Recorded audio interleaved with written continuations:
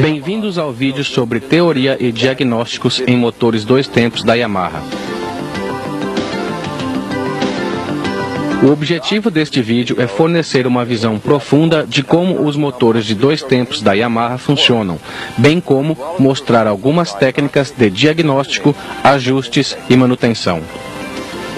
Começaremos vendo as diferenças entre os motores de 2 e 4 tempos.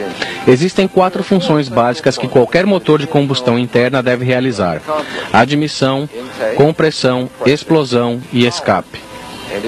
Um motor de 2 tempos completa estas 4 operações em apenas uma volta do virabrequim, enquanto que um motor de 4 tempos necessita de 2 voltas completas do virabrequim para atingir o mesmo resultado. O motor de 2 tempos produz potência a cada rotação do virabrequim e o motor de 4 tempos a cada 2 voltas do virabrequim. Um motor de 2 tempos não precisa de muitas peças móveis também. O virabrequim, a biela e o pistão são as peças básicas de que um motor de 2 tempos precisa para completar um ciclo de combustão. Janelas cuidadosamente posicionadas, janelas na parede do cilindro, são abertas e fechadas dependendo da posição do cilindro. À medida que o pistão se move de cima para baixo no cilindro, os gases de escape são liberados e uma nova mistura de ar combustível é admitida para o cárter através das janelas. Um motor de 4 tempos necessita de muitas peças móveis para realizar o mesmo trabalho, porque ele usa um conjunto de válvulas. Este conjunto de válvulas consiste geralmente de uma válvula de admissão, uma válvula de escape e um eixo comando. Dependendo do projeto do motor, o conjunto de válvulas pode necessitar também de balancins, tuchos e hastes. Isto torna o motor de 4 tempos um método muito mais complicado e caro de se conseguir combustão interna. Devido ao fato de que os motores de 2 tempos usam a carcaça como parte do processo de admissão, existe outra diferença óbvia em relação aos motores de 4 tempos.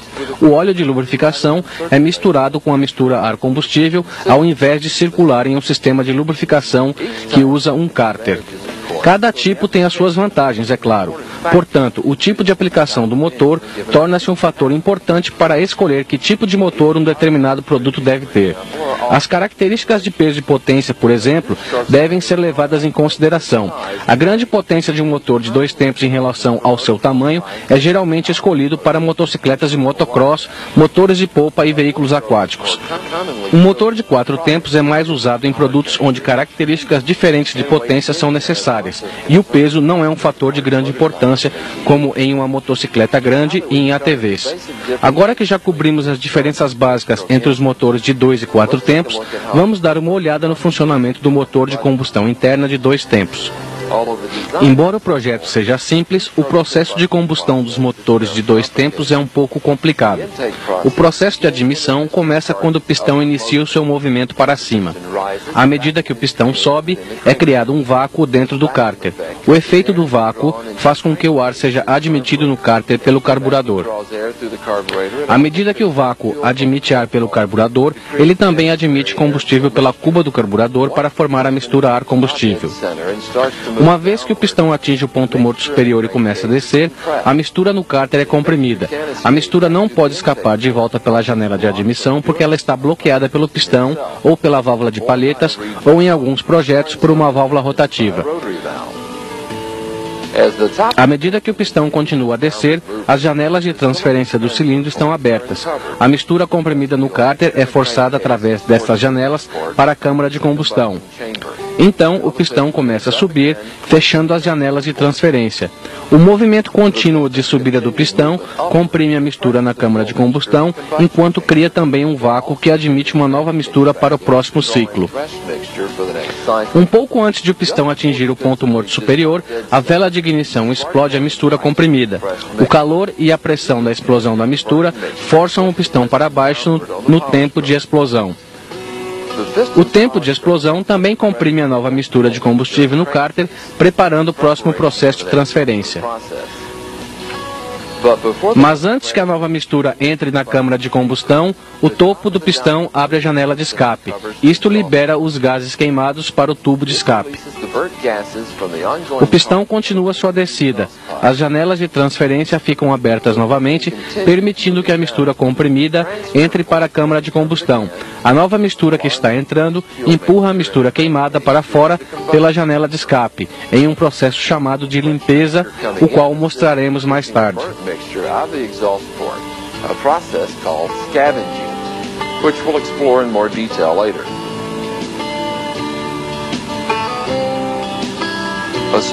Uma pequena quantidade da mistura nova efetivamente sai junto com os gases queimados pela janela de escape. Esta mistura, no entanto, é empurrada de volta para a câmara de combustão por uma onda de pressão negativa criada no tubo de escape.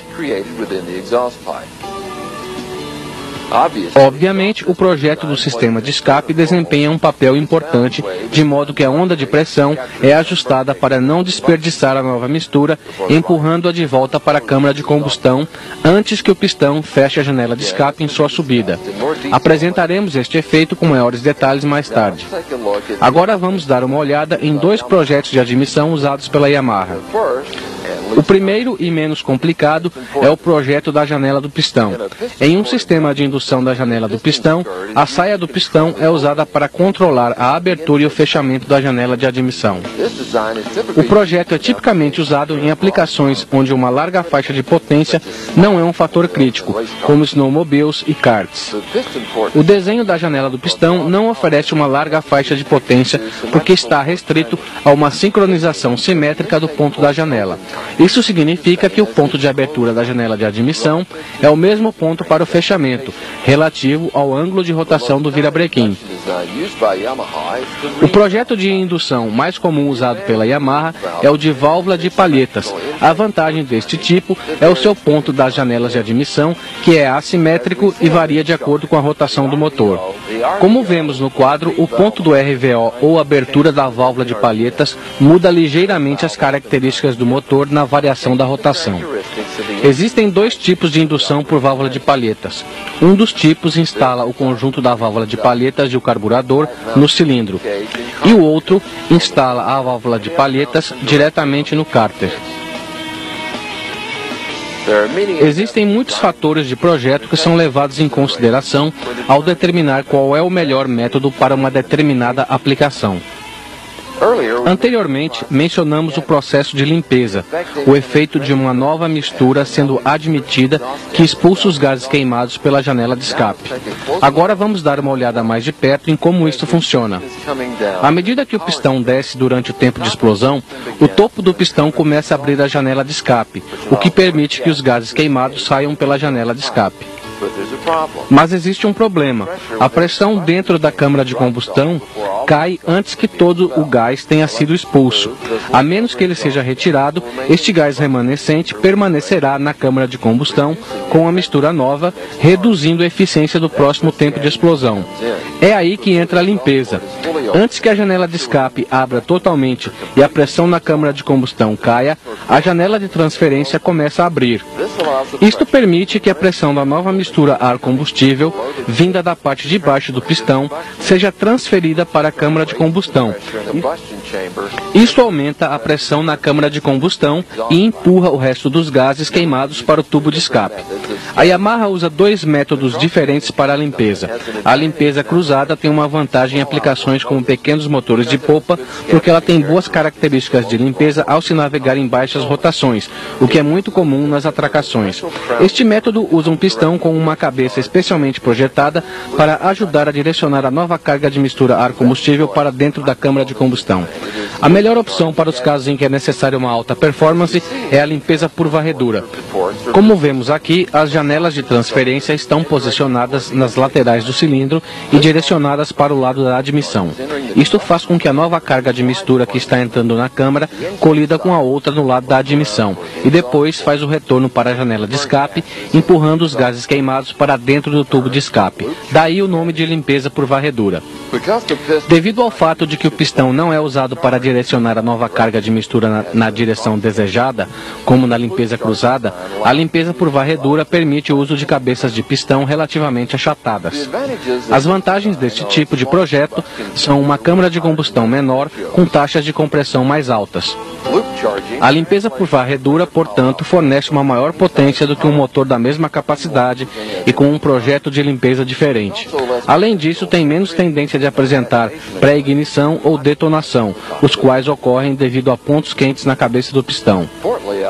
O desenho da janela é um fator importante em um motor que faz limpeza por varredura. A localização das janelas no cilindro e seu tamanho e altura, relativas ao custo do pistão, afetam as características de potência do motor. Vamos comparar uma motocicleta de corrida com um motor de popa de pequeno porte. A motocicleta necessita constantemente de altas rotações com abertura e fechamentos do acelerador. O motor de popa, por outro lado, na maior parte do tempo, é usado em baixa velocidade, baixas rotações e variação mínima da abertura do acelerador. As necessidades de ponto das janelas destes dois motores são inteiramente diferentes. O ponto das janelas de um motor de 2 tempos é fixo, portanto os projetos da janela são muito críticos para determinadas aplicações. E o que funciona bem para uma aplicação pode não funcionar bem em outra. Felizmente, com o passar dos anos, a tecnologia dos motores de 2 tempos encontrou uma forma de diminuir este efeito. Essa tecnologia é melhor conhecida como válvula de potência. Esta válvula se move para cima ou para baixo em relação à janela de escape.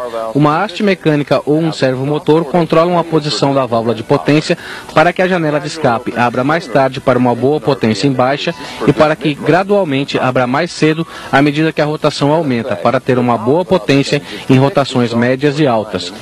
A válvula de potência efetivamente muda o ponto fixo da janela de escape para um ponto variável, tornando o motor capaz de fornecer uma potência maior e uma faixa de rotação maior.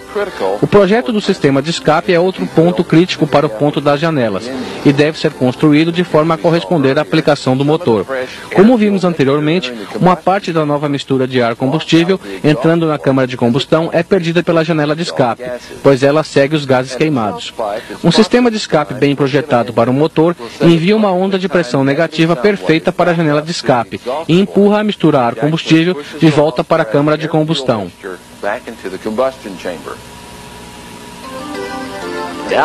Agora que completamos a parte teórica, vamos dar uma olhada nos métodos de lubrificação de um motor de 2 tempos. Como vimos anteriormente, um motor de 2 tempos usa o seu cárter como parte do processo de admissão. Ele também usa rolamentos de esferas para o virabrequim e rolamentos de agulhas para a biela e, portanto, não necessita de um sistema de lubrificação de alta pressão como um motor de 4 tempos com bronzinas necessita. Por estes motivos, o motor de 2 tempos recebe óleo misturado com combustível para a sua lubrificação. Existem 2 formas de conseguir isso. Uma é com o uso de uma bomba de óleo de baixa pressão ou um injetor, como o Autolube, e através de misturas de precisão. A primeira bombeia o óleo a partir de um reservatório para o carburador, para o coletor de admissão ou diretamente para o cárter.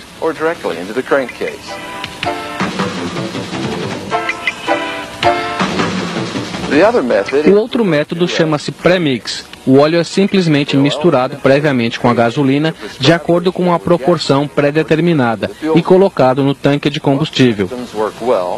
Ambos os sistemas funcionam muito bem, mas ambos têm vantagens e desvantagens. Uma vantagem de um sistema do tipo Autolube sobre o pré-mix é a comodidade. Não há a necessidade de se misturar o óleo com a gasolina.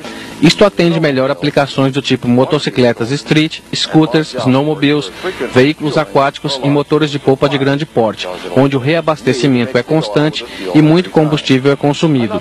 Assim se elimina a necessidade de misturar o óleo com a gasolina a cada reabastecimento. Outra vantagem é a economia. Um motor de polpa de alta performance, por exemplo, pode necessitar de uma mistura rica, 50:1, com um acelerador totalmente aberto, mas de apenas 200:1 em marcha lenta. Portanto, este sistema envia a quantidade certa de óleo para cada condição de funcionamento para garantir uma lubrificação econômica. Em aplicações como motovelocidade, motocross e corridas de veículos aquáticos, a comodidade e a economia não são fatores principais. A ênfase é voltada para uma carburação consistente, diminuição de peso e o menor número possível de peças móveis. Por isso que o premix é mais adequado para o uso em competições. Existem duas maneiras pelas quais uma bomba do tipo autolube pode controlar o envio de óleo. O tipo constante bombeia o óleo de acordo com a rotação do motor. O fluxo de óleo aumenta à medida que a rotação aumenta. O outro tipo é o variável. Ele bombeia o óleo de acordo com a rotação do motor e a posição do acelerador. Embora ambos os tipos funcionem muito bem, o do tipo variável é um pouco mais eficiente do que o constante. Uma bomba do tipo variável aumenta seu fluxo com a rotação, assim como a do tipo constante, mas também pode controlar o aumento deste fluxo baseada na abertura do acelerador. Uma maior quantidade de óleo é necessária em aberturas maiores do acelerador do que em aberturas menores. Os sistemas com bomba do tipo constante, do tipo variável e premix podem ser usadas em suas diferentes aplicações. Portanto, um mecânico tem que conhecer e trabalhar com as três. Sabendo exatamente como um motor de dois tempos funciona, torna-se muito mais fácil entender como realizar diagnósticos em motores de dois tempos com problema. Existem três sistemas a se considerar ao diagnosticar problemas em um motor, seja ele de 2 ou de 4 tempos: o mecânico, elétrico e de combustível. Um defeito em um destes três sistemas resultará em um desempenho fraco, ou até pior, um motor que não funcionará. Vamos dar uma olhada em algumas técnicas básicas de diagnóstico, envolvendo os três sistemas. Para maiores detalhes sobre como realizar os testes a seguir, veja os vídeos da série Ferramentas de Diagnóstico. Começaremos com o sistema mecânico. Teste de compressão. Faça esse teste sempre que você suspeitar de um problema mecânico. Uma compressão abaixo do valor mínimo especificado, ou até mesmo zero, mostra que existe um problema mecânico. Teste de vácuo-pressão. Faça esse teste após o teste de compressão ter mostrado que existe um problema mecânico, mas sempre antes de desmontar o motor. Este teste pode ajudar a determinar se a falha está relacionada com uma entrada de ar falso para o cárter. Ele também pode ser feito após realizar um reparo no motor para garantir que entradas de ar falso foram eliminadas. Agora vamos dar uma olhada no sistema elétrico. Testador dinâmico de faísca. Este aparelho o ajudará a determinar se uma falha de ignição está relacionada ao sistema de ignição. Testador de CDI ou testador Y1. Você pode usar este aparelho para determinar qual componente do sistema de ignição está danificado, desde que esteja confirmado que o problema é de ignição. Medidor de voltagem de pico. Este medidor é outro equipamento muito útil para se determinar qual componente do sistema de ignição está com defeito. Testador de bobina de ignição. Se a condição da bobina de ignição estiver sob suspeita, verifique a sua condição com este aparelho. Por último, o sistema de combustível. Medidor de nível de combustível, usado para determinar se o nível incorreto de combustível é a causa de um problema de funcionamento relacionado ao combustível. Medidor de pressão de combustível é usado em aplicações onde uma bomba externa de vácuo ou uma bomba elétrica é usada, como em motores de popa. Ele verifica se o sistema de combustível está fornecendo combustível para os carburadores ou injetores com uma pressão constante e correta. Uma pressão baixa pode causar mistura pobre ou engripamento do pistão. Medidor da pressão de resistência, usado em carburadores sem boia, mais comum em veículos aquáticos. Ele mede a quantidade de pressão necessária para abrir a válvula de agulha, que permite a entrada do combustível para o carburador. Uma pressão muito alta causa uma condição de mistura pobre e uma pressão muito baixa ocasiona mistura rica em pequenas aberturas de acelerador. Medidor de teor de álcool. Este equipamento deve ser usado quando você suspeitar de contaminação do combustível, como variação da porcentagem de álcool ou água. Ele é capaz de detectar a quantidade, mas não o tipo de álcool de uma amostra. O ajuste do carburador também pode ser considerado parte dos diagnósticos do sistema de combustível. Uma ciclagem correta é crítica para a performance e confiabilidade de um motor de 2 tempos. A maioria dos carburadores de motores de 2 tempos são ajustados para funcionamento ao nível do mar e com temperaturas médias. Obviamente, o mundo tem muitos locais com altitudes diferentes do nível do mar. Portanto, se faz necessário ajustes extras para o carburador. Isto é mais crítico para motores usados em altitudes acima de 1.500 metros. Muitas vezes, existem recomendações de fábrica para ciclagens diferentes para diferentes níveis de altitude e temperatura. Estas especificações foram testadas e devem ser seguidas na medida do possível. Ocasionalmente, pequenas variações podem ser necessárias para altitudes que estejam entre os limites de um quadro de recomendações. Tome cuidado ao optar por uma mistura mais pobre. Ajustar a carburação para uma mistura mais pobre em um motor de 2 tempos pode causar o aumento da temperatura na câmara de combustão acima do nível crítico, resultando em detonação, pré-ignição ou engripamento de pistão. É aí que a inspeção da vela de ignição pode ser muito útil. Analisar ou inspecionar a cor da vela de ignição pode revelar muito sobre o que está acontecendo com o motor. A cor da ponta e do centro da porcelana indica como o motor está sendo conduzido em baixas e médias rotações, enquanto que o fundo da porcelana indica como é o comportamento em altas rotações. Para ver a porcelana com mais detalhes, será necessário o uso de uma lupa especial com luz. A cor ideal é o marrom claro na porcelana inteira. Um marrom escuro ou preto indica uma mistura rica. E uma porcelana branca indica uma mistura muito pobre. Para ter uma noção correta do que está acontecendo no motor, use uma vela de ignição nova e evite o funcionamento prolongado em marcha lenta ou forçar o motor. Uma outra forma rápida de testar se a mistura está rica ou pobre é verificar a resposta do motor ao aplicar acelerações rápidas a partir da marcha lenta. Se o motor apresentar uma hesitação pesada ou se morrer, a carburação está provavelmente muito pobre e deve ser ajustada. Se o motor aumenta a rotação de forma lenta, solta muita fumaça e parece vagaroso, provavelmente a mistura está muito rica. Faça o ajuste do carburador.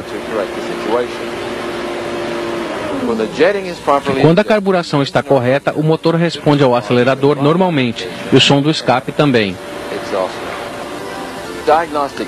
Faça esses testes de diagnóstico sempre que houver uma condição de desempenho fraco do motor. Mas e como achar a causa de um problema mecânico quando uma falha já ocorreu?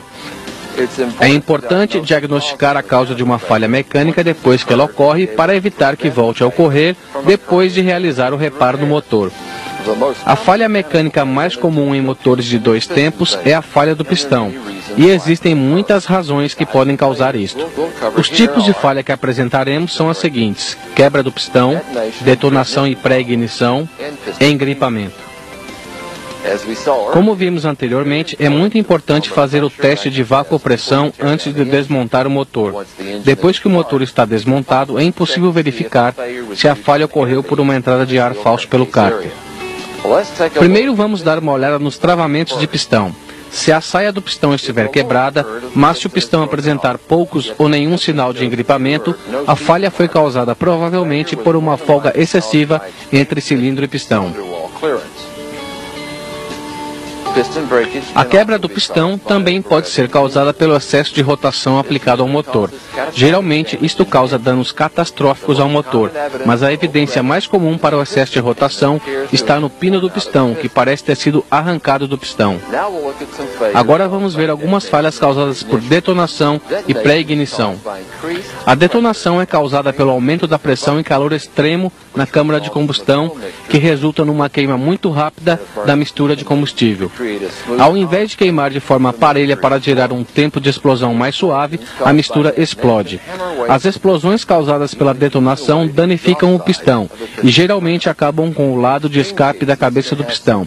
Em casos extremos, pode haver erosão no lado do escape do pistão em volta da área dos anéis e pode também mostrar sinais de engripamento.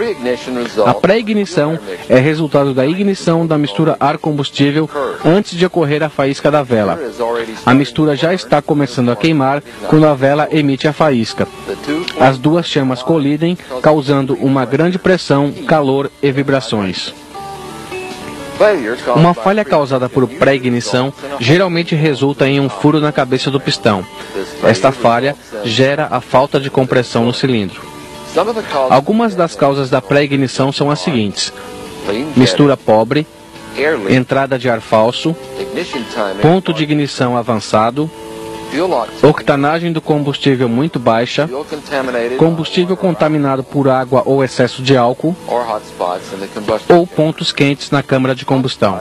Os pontos quentes podem ser causados por um pedaço da junta do cabeçote passando para dentro da câmara de combustão, um pedaço de carvão incandescente na cabeça do pistão, ou qualquer outra peça pontuda que fique incandescente durante a combustão.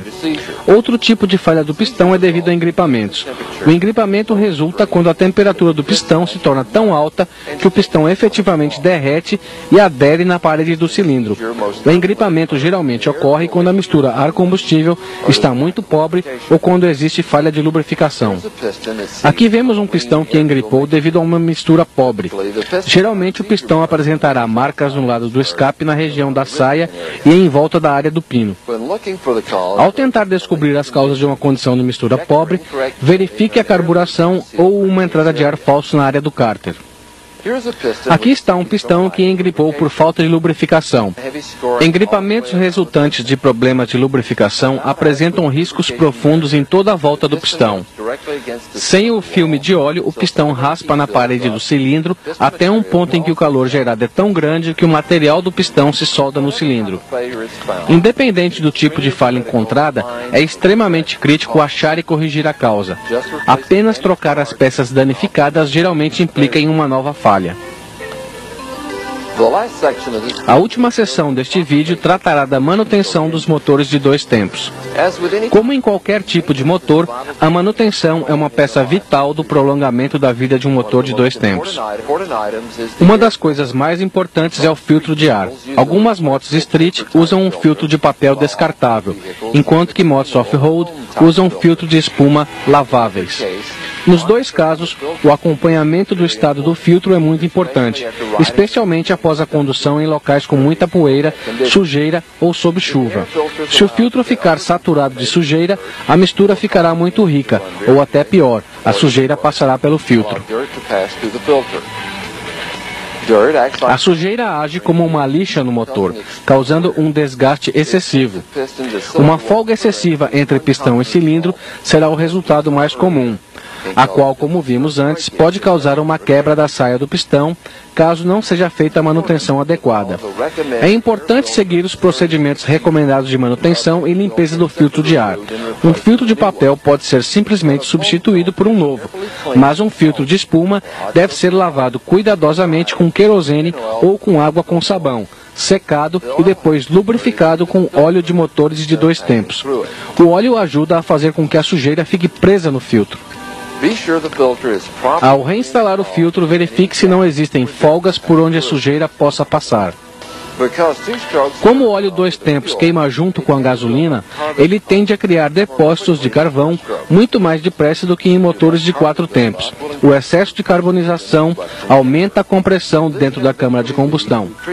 Isto pode eventualmente levar à pré-ignição proveniente de um pedaço de carvão incandescente ou à detonação por causa da compressão muito alta para o combustível recomendado.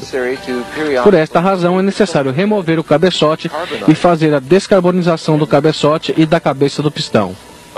Uma forma de prevenir o aparecimento de carvão é usar um aditivo para combustível de limpeza de depósitos de carvão, como o Yamaha Ring Free. O uso periódico desse produto ajuda a prevenir o aparecimento de depósitos de carvão na câmara de combustão, bem como prevenir a vitrificação em volta dos anéis. Ocasionalmente será necessário também trocar anéis e pistão. O intervalo varia consideravelmente, dependendo da aplicação e com que regularidade são feitas as manutenções. Ao longo do tempo, um desgaste natural aumentará a folga entre cilindro e pistão. O resultado será um aumento do ruído mecânico. Este ruído geralmente é chamado de batida de saia e é causado pela saia do pistão batendo na parede do cilindro quando é mudada a direção do curso dentro do diâmetro do cilindro. Se esta condição não for corrigida, pode ocorrer a quebra do pistão. A preparação para um período de armazenamento prolongado também é uma parte muito importante na manutenção preventiva, principalmente em aplicações como snowmobiles, motores de polpa e veículos aquáticos que só são usados durante uma época do ano e podem ficar vários meses sem funcionar. Nestes casos é necessário tomar algumas precauções para garantir que o motor estará em boas condições quando for ser usado novamente. O primeiro passo é abastecer completamente o tanque de combustível e o tanque do injetor de óleo, se for o caso. Isto previne a condensação no interior do tanque. Depois, para estabilizar o combustível, adicione a quantidade recomendada de estabilizador. Isto ajudará a manter o combustível normalizado durante o armazenamento. Funcione o motor o tempo suficiente para permitir ao estabilizador percorrer o sistema de combustível. O próximo passo é pulverizar óleo no motor. Isto serve para cobrir as peças internas com óleo e para que ele fique grudado nas peças por um período prolongado de armazenamento. Esta ação serve para evitar a corrosão. Ao funcionar o motor, pulverize o óleo pela admissão até que o óleo extra faça o motor morrer. É uma boa ideia trocar as velas de ignição antes de colocar o motor em funcionamento, porque elas podem falhar devido ao óleo pulverizado. O uso de spray de silicone ajuda a reduzir a corrosão do metal e a deterioração das peças de borracha. E por último, remova a bateria, carregue-a completamente e depois armazene-a em um local seguro e seco, longe de chamas. Também é uma boa ideia carregar a bateria periodicamente, enquanto ela não estiver sendo usada. Verifique o manual de serviços ou o de proprietário do modelo em questão quanto às especificações e intervalos de manutenção de todos os itens aqui mencionados. Isto conclui o nosso vídeo. Para realizar bons serviços em motores de 2 tempos, é necessário um entendimento claro de seu funcionamento, bem como familiaridade com as técnicas de diagnóstico necessárias. Esperamos que o material apresentado tenha ajudado a aumentar o seu conhecimento e nível de serviço.